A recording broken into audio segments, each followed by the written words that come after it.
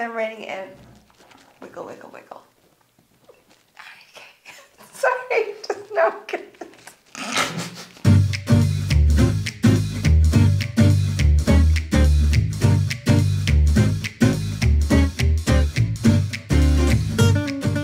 Hello and welcome back to another episode of Boozy and the Beast, How to Drink Better. Now last week we looked at Prosecco, today we are continuing our journey into Italian sparkling wine and the tank method, but we're looking at Asti, not to be confused with Cornish Asti, which is like a Cornish pasty without any peas in it. Now Libby, to help the viewers and me, as I've had quite a lot to drink, could you please give us a quick recap on the tank method? Certainly. Well, the tank method is a method of sparkling wine, but it's done within a pressurised tank. Unlike the traditional method, which is champagne, cava, MCC, where it's fermented, the second fermentation, in a bottle to get those yeasty, brioche, bready notes. With the tank, its really primary focus is the floral, fruity notes to be retained from that grape. Now, Prosecco is a second fermentation in tank. With an Asti, it's actually only one fermentation within the tank. And what happens is they take that beautiful Muscat grape, so different grape to Prosecco, and because Muscat is such a floral grape, such a fruity grape, and really quite delicate in its flavours, that tank method is a beautiful way to create it. With Asti, it's actually called the Asti method, and what they do is, as it's a single fermentation, you ferment the grape juice, and they actually let most of the CO2 leave, and then when it's reached a certain alcohol content, they pressurise the tank, and they chill down that wine and filter out the yeast. And that makes, generally, Astis sweeter because the yeast hasn't converted all the sugar into alcohol. Okay. It's been frozen and stopped and filtered out to make it sweeter and slightly less sparkling than a Prosecco or a traditional method wine. So if they kill off the yeast early in the Asti method, does that mean it's not quite as strong alcoholically? Yes, that's exactly what it means. So basically the yeast would normally convert all the sugar into alcohol, whereas something like this, these are going to be sweeter because the sugar is left in there because they've chilled the yeast, they've killed it off, they've filtered it out before it's had a chance, so it's going to be lower in alcohol. So this bottle of Asti is 7.5%, which is very low for most wines, and this, which is Moscato D'Asti, which we'll go into in a second, is only 5.5%.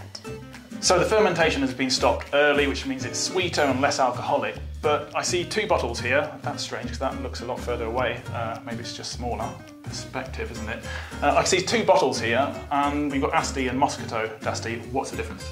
The difference is that Moscato D'Asti will generally be slightly less sparkling, it'll be sweeter, and it'll be less alcoholic. And actually, we should probably compare the two if I had the right glasses. Oh, we don't. What are we to do, eh? Well, what we have to do is drink one and then the other. So let's cheers to the Asti first.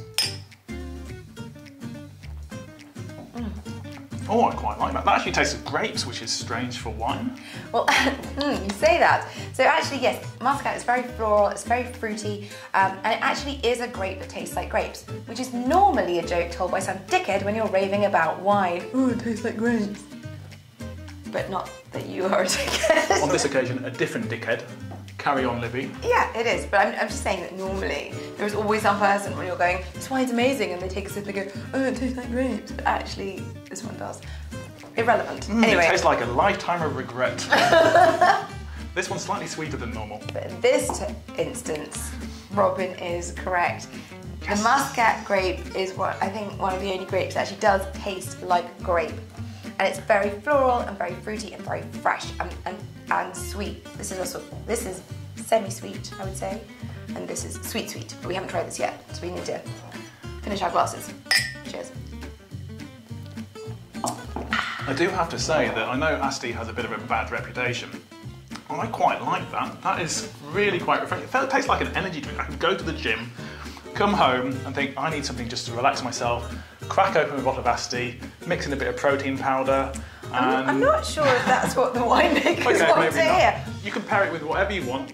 I know what I'm going to do. But basically, we should probably swirl that out more. Down it. Sorry, but basically, it is a really beautiful drink, particularly when you're actually in Italy. It's actually, I think it goes really well with if you have like a high tea, pastries, fruit tarts. This is the perfect light accompaniment. It's great for breakfast, great for day drinking, because it's so low in alcohol. And as it's sweeter, it'd be good for those breakfast cereals like shredded wheat, which are naturally quite savoury, aren't they? So pour a bit of that on instead of your milk. The balance. Dairy-free Asti as well. It's just full of benefits.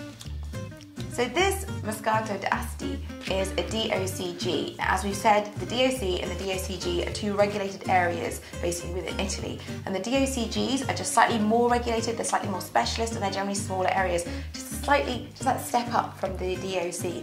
And this is I'm gonna say it, fantastic example.